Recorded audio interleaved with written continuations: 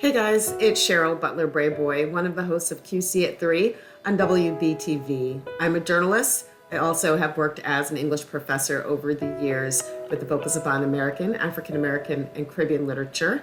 My specialization is creative nonfiction and specifically slave narratives and essays. Well, given that history, it's really interesting that I've had these revelations over the last couple of years involving family history. Black slave women, great-great-grandmothers, and white slave owners. It's an extraordinary history. It's also a very common one in America. I had this dream over and over and over again. It began in childhood. I would wake up in the middle of the night, shaken by a dream. In it, I was knocking on the door of a distant relative. I would walk up the stairs, knock on the door, and wait. This dream continued into adulthood. I would walk. I would knock. And I would wait. I would dream this dream over and over again until on the other side of the door, a stranger answered. The cousin on the other side of the door was Pauline McKee. The door she opened unleashes a complicated history.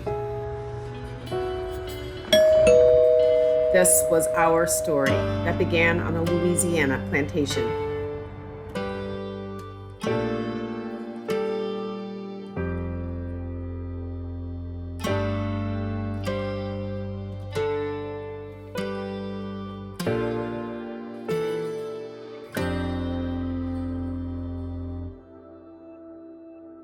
Pauline first reached out to me in October of 2020 via Facebook.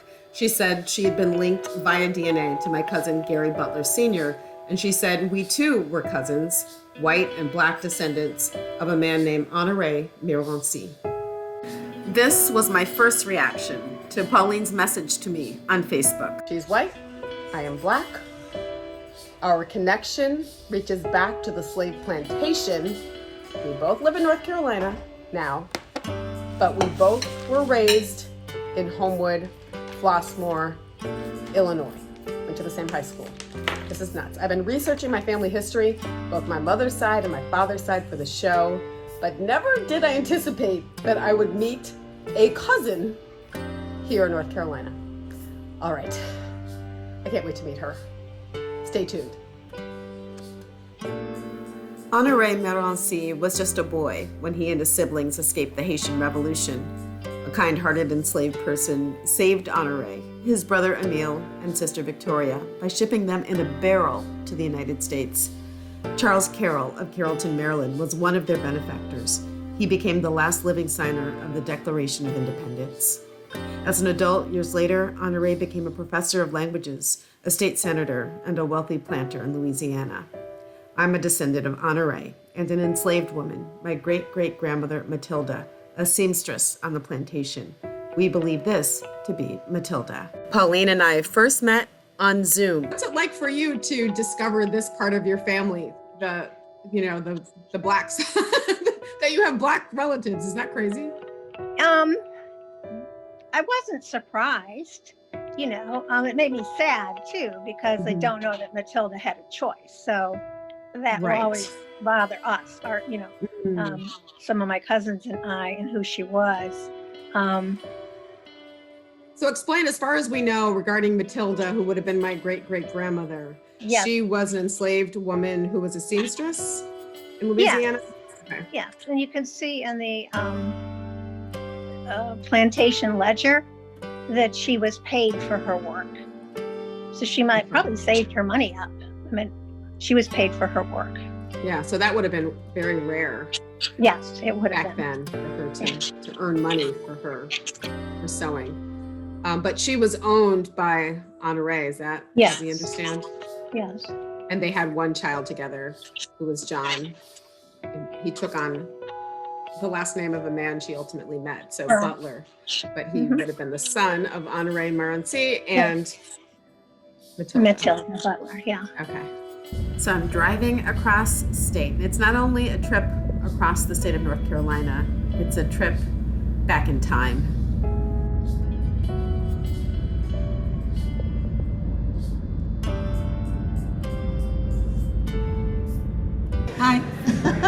to be here and meet Cheryl, my third, fourth, or whatever cousin. We're kin. We're related. So I have finally met Pauline. She's my cousin. And we are here at a restaurant in Mount Pleasant, North Carolina. We met for the first time, and it's pretty cool. What do you think, Pauline? I think it's pretty cool, too. Especially having such a gorgeous cousin. Well, you're so kind. I think you're gorgeous, too. So do you guys see the family resemblance? Let us know what you think about that. I'm going to ask Pauline a couple of questions. First of all, we went to the same high school. Although we both live in North Carolina now, we both went to Homewood-Flossmoor High School in Illinois outside of Chicago. We didn't graduate the same year, but we did grow up a few blocks away from each other. I grew up on 187th and Center, and where'd you grow up? 184th and Poplar.